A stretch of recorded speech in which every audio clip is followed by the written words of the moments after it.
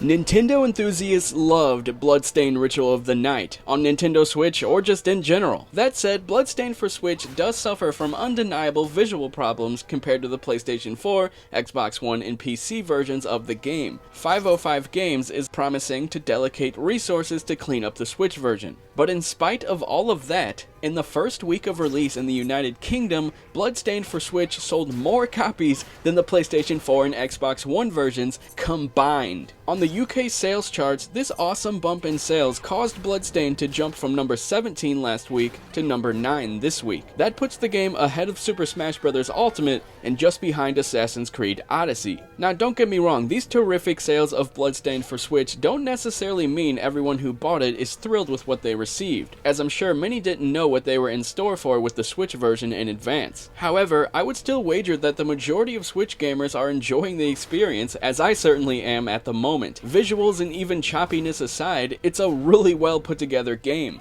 I've definitely been addicted to it lately, and even though there is a graphical downgrade on Switch, there's only really one section of the game where it's a huge drop off, which is right at the beginning whenever you walk out on the rainy ship. Aside from that section, which is a big downgrade, the game still looks and plays fine. I've been hearing people complain about an input lag, but honestly I'm probably 10 hours into the game and I haven't really noticed anything like that. Then again, maybe it's there, I just can't feel it for myself. This just proves once again that these studios need to really focus on the Switch versions of these smaller titles. A lot of gamers these days aren't playing games like this for the graphics. These are the types of games that thrive on Switch, especially Metroidvania games. And honestly, I have a feeling a lot of the Switch owners who bought this, despite the downgrade, they're not very disappointed with the game. It's still a blast to play and highly addicting. I'm sure now more than ever they're focusing on the Switch version, but it's a little too late in my opinion. I swear at this point I've made dozens of videos talking about how indie games will sell more on Switch compared to Xbox One and PS4. Sometimes even more than those versions combined. Nintendo Switch is where the indies thrive, and that keeps being proven time and time again. But be sure to let me know what you think. Have you been playing Bloodstained on the Nintendo Switch? What do you think? Does the downgrade bother you? Have you noticed the input lag?